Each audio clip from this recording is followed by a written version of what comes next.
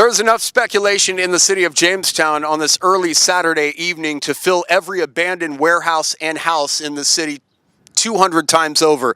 The speculation centering on the disappearance and the whereabouts of 35-year-old Sean Carpenter, who, according to Jamestown police, went missing early morning hours, April 11th, 1:45 to be exact. According to Jamestown Police Captain Robert Samuelson, who sent a release out later that afternoon, Thursday, 3:41 p.m. to be exact, Carpenter was seen in the area of Pine East 2nd walking towards First Street, but then the release cuts off there.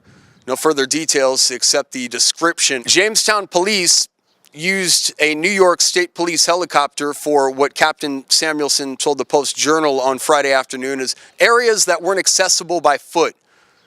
We had an article up from A.D. Simcoe, executive producer of News Now, who's a former military police officer with experience in aerial searches, who told us that helicopters obviously cover much more ground and that the power of the helicopter in the sky is worth 1,000 men on the ground searching. When it comes to finding a missing person, there are so many dynamics: weather, time, witnesses to sort through and source.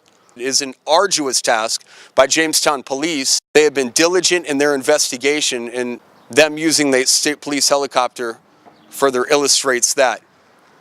As far as the Friends of Sean Carpenter, a Facebook page dedicated to the search of Sean Carpenter has failed to return my message on multiple occasions, most recently Saturday afternoon. On April 11th after 6 p.m., as friends and family and Carpenter's mother was walking along the banks of the Chautauqua looking for their friend and son, Carpenter's mother denied a request from WNY News Now to be interviewed, justifiably so. A GoFundMe page set up for reward money, potentially for Carpenter. Also, it says for the efforts to find Carpenter, has raised about $1,300 as of Saturday afternoon with the goal of $5,000.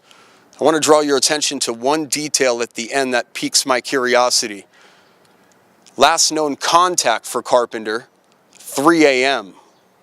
Now, it's obviously not a law enforcement official release or an official statement. That is not at all a reflection on their investigation.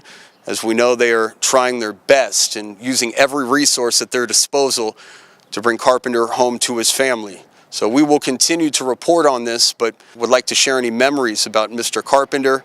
Certainly feel free to reach out to us at newsdesk@WNYNewsNow.com. Reporting from First Street in the city of Jamestown between Main and Institute Streets, I'm Ryan Hedrick, WNY News Now, where coverage comes first.